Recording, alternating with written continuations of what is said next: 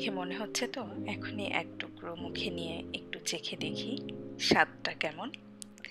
আজকে আমরা দেখব বিকালের নাস্তায় কিভাবে আমরা এই গুজরাটি ইন্ডিয়ান ডিশটি তৈরি করতে পারি। এই ইনস্ট্যান্ট ঢোকলার রেসিপিটি আমি ফার্স্ট টাইম ট্রাই করেছি এবং ফার্স্ট টাইমে আমি যেহেতু এরকম সফল হতে পেরেছি, আপনারাও পারবেন।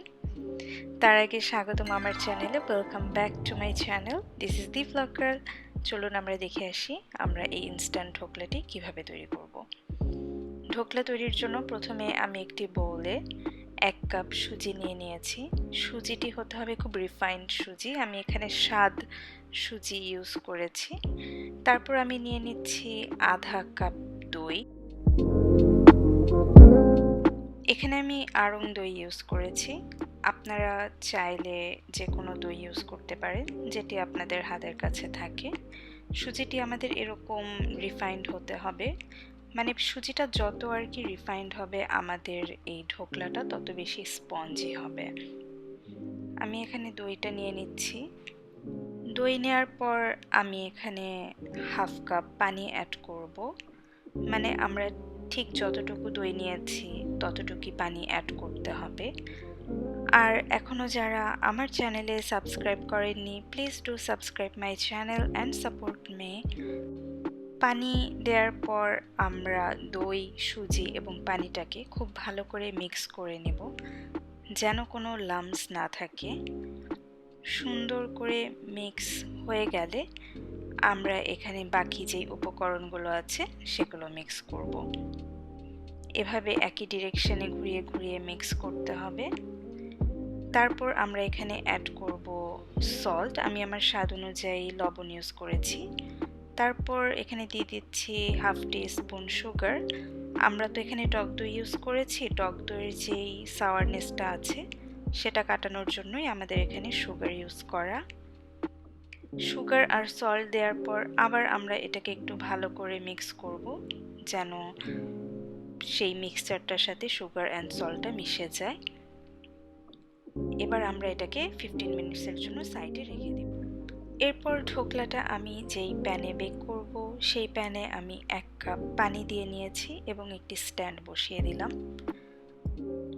এবং ঢাকনা দিয়ে ঢেকে দিচ্ছি। ঢাকনার যেই ছিদ্রটা আছে সেটিকে লং দিয়ে এভাবে বন্ধ করে দিব যেন স্টিমটা বের হতে না পারে, এবং আঁচটা কিন্তু মিডিয়াম রাখতে হবে।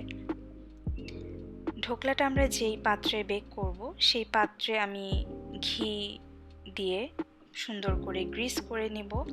এটি একটি কেকের মোল্ড এবং আমার কাছে মনে হয়েছে এই মোল্ডে এই ঢোকলাটা পারফেক্ট বেক হবে। আমি এভাবে সুন্দর করে চারদিকে ঘি লাগিয়ে নিব যেন ডিমোল্ড করার সময় ঢোকলাটা সুন্দরভাবে বের হয়ে আসে। 15 মিনিটস পর আমি ঢোকলার ব্যাটারটাকে ওপেন করেছি এবং আমরা এটাকে একটু নাড়া দিয়ে দেখছি যে এটা কতটা ঠিক হয়ে গিয়েছে। আমরা যখন এটাকে 15 মিনিটস আগে রেখেছিলাম তখন কিন্তু এতটা ঠিক ছিল না। এভাবে আমি নাড়াচাড়া করে একটু মিশিয়ে নিলাম। এরপর আমি এখানে ইউজ করব 1 টেবিল স্পুন পানি অ্যাড করার পর আমরা আবার এটাকে একটু মিক্স করব। আমাদের কিন্তু এখানে এখনও একটা ম্যাজিক ইনগ্রিডিয়েন্টস ইউজ করা বাকি আছে। আচ্ছা, আমি এখানে দিয়ে দিলাম 1 টেবিল স্পুন অয়েল। এতে ঢোকলাটা অনেকক্ষণ সফট থাকবে এবং স্পঞ্জিও থাকবে। আপনারা এখানে বাটারও ইউজ করতে পারেন, অরেলস ঘিও ইউজ করতে পারেন। এখন আমরা এখানে একটি ম্যাজিক ইনগ্রিডিয়েন্টস অ্যাড করব, ইনো। জি হ্যাঁ, এই ইনোর জন্যই কিন্তু আমাদের ঢোকলাটা ইনস্ট্যান্ট ঢোকলা হবে এবং আমরা ইনো ইউজ করব কিন্তু half teaspoon, not more than that. Half টি স্পুনের চাইতে একটু কম, আপনারা হাফ টি স্পুনও ইউজ করতে পারেন, that won't be a problem. এভাবে আমরা ইনোটাকে দিয়ে দিচ্ছি এবং আমাদের এই ইনোটাকে কিন্তু অ্যাক্টিভেট করতে হবে। অ্যাক্টিভেট করার জন্য আমরা এখানে 1 টিস্পুনের মতো পানি দিয়ে দিলাম। দেখুন কিরকম একটা বাবল বের হচ্ছে। আই উইশ আমি আপনাদের সেই বাবল সাউন্ডটা শোনাতে পারতাম। ইনো দেওয়ার পর আমরা মিক্স করে নেব এবং ইনস্ট্যান্টলি কিন্তু সেই মানে আমরা যে প্যানে বেক করব সেই প্যানে আমাদের ব্যাটারটাকে ট্রান্সফার করতে হবে। ইনো দেওয়ার পর কিন্তু আমাদের একদম ওয়েট করা যাবে না, কারণ হচ্ছে ইনোটা যতক্ষণ থাকবে ব্যাটারটা কিন্তু অতটা ফ্লাপি হতে থাকবে এবং সেটা আর বেক করার পর্যায়ে থাকবে না। এভাবে আমরা ব্যাটারটাকে ফুললি ট্রান্সফার করে নেব আমাদের বেকিং যেই পাত্রটা আছে সেখানে, এবং আমরা এটাকে ট্যাপ করে নেব যেন উপরের যে বাবলসগুলো আছে সেগুলো মিশে যায়। 2-3 বার ট্যাপ করলেই হবে। তারপর আমরা এটাকে বেক হতে দিয়ে দিব ফর 30 মিনিটস।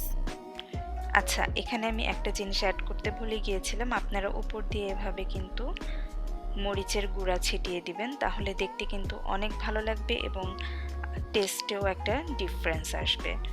30 মিনিটস পর আমরা ঢাকনা ওপেন করে চেক করে নেব আমাদের ঢোকলাটাকে।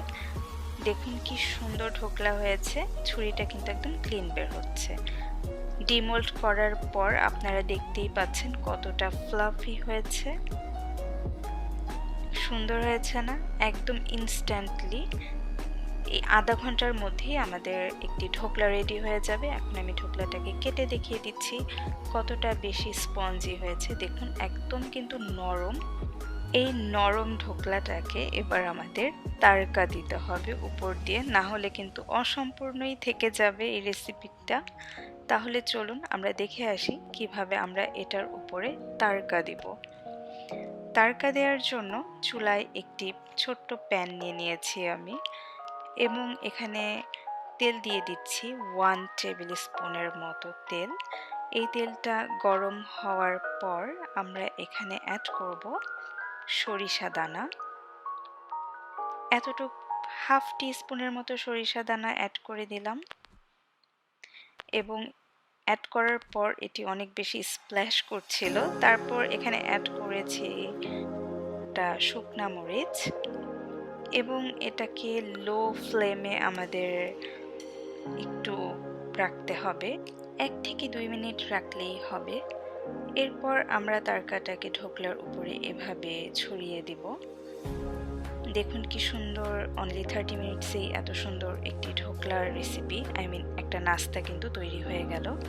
অবশ্যই ট্রাই করবেন। ঢোকলার পাশে আমি একটি চাটনি দিয়ে সার্ভ করেছি। চাটনির রেসিপি আমি পরে আপলোড করে দিব। And please guys, if you like it, do like, share and comment, and অবশ্যই stay well, stay fine. আল্লাহ হাফেজ।